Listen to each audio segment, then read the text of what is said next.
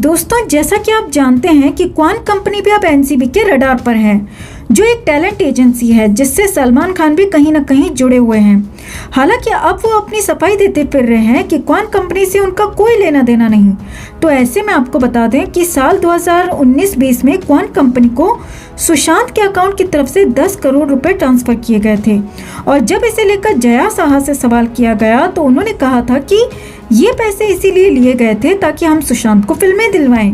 अब सवाल उठता है कि क्वान कंपनी ने सुशांत को कौन सी फिल्में दिलवाई, और उससे भी बड़ा सवाल ये उठता है कि क्वान कंपनी की तरफ से रिया के अकाउंट में 30 लाख ट्रांसफर क्यों किए गए, और उससे भी बड़ा सवाल ये उठता है कि क्वान कंपनी ने रिया की मां के अकाउंट में भी पैसे क्यों ट्रांसफर किए।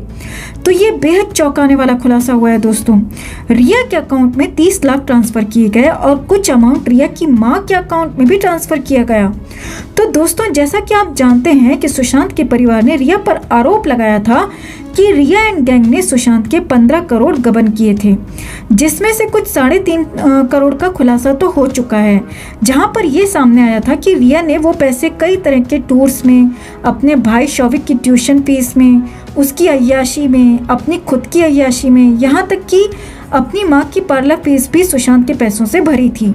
तो उन सब का हिसाब कुछ 3.5 करोड़ बैठता था, जो हमने आपको बताया भी था। अब सवाल उठता है कि 15 करोड़ में से 3.5 करोड़ का तो हिसाब किसी तरह मिल गया, तो बाकी के पैसे कहाँ गए। तो अब ये बहुत बड़ा खुलासा हुआ है कि सुशांत के अकाउंट से सीधे 10 करोड़ क्वान कंपनी को ट्रांसफर किए गए। और हमने आपको अपनी पिछली एक रिपोर्ट में बताया था कि वो रिया ही थी जिसने जोर जबरदस्ती करके सुशांत को क्वान कंपनी के साथ जुड़ने के लिए मजबूर किया था।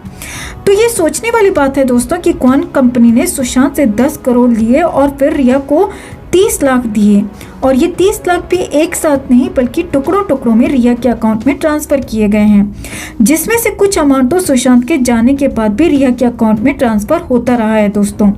तो यहाँ सबसे बड़ा सवाल ये उठता है कि क्या जो 10 करोड़ सुशांत के अकाउंट से क्वान के अकाउंट में गए हैं वो रिया ने खुद ट्रांसफर किए हैं या सुशांत ने किए थे।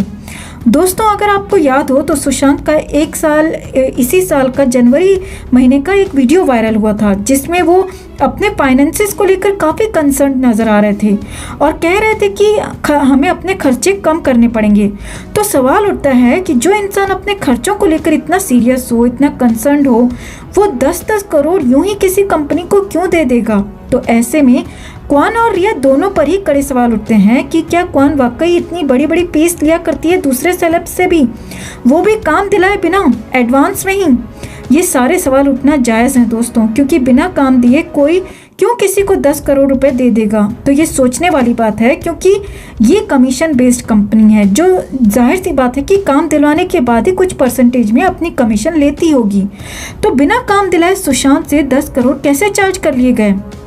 तो ऐसे में सवाल उठता है कि आखिर ये 10 करोड़ सुशांत ने अपनी मर्जी से ट्रांसफ़र किए थे या फिर रिया चुड़ैल ने अपने अकाउंट में ट्रांसफ़र करने के लिए क्वान के थ्रू ये काम किया, और इस गबन को लेकर रिया और क्वान की डील हुई होगी कि मैं इस तरह से सुशांत के पैसे क्वान के अकाउंट में ट्रांसफ़र कर अपने अकाउंट में ट्रांसफ़र करूँगी, और इसके लिए तुम लोगों को कुछ कमीशन भी दे दूँगी, ताकि कल को रिया अपनी सफाई पेश कर सके कि उसने सुशांत के अकाउंट से अपने अकाउंट में या अपने किसी भी फैमिली मेम्बर के अकाउंट में कोई पैसा ट्रांसफ़र नहीं किया। इतना ही नहीं दोस्तों, सुशांत के जाने के बाद भी रिया के अकाउंट में क्वान की तरफ से टुकड़ों टुकड़ों में पैसा ट्रांसफर होता रहा है।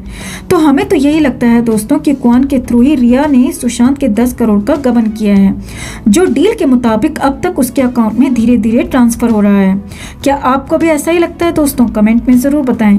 जस्टिस फॉर सुशांत के लिए इस खबर को ज्यादा से ज्यादा लाइक और शेयर करना ना भूलें। हर अपडेट के लिए बने रहें हमारे साथ, क्योंकि आप हैं तो हम हैं।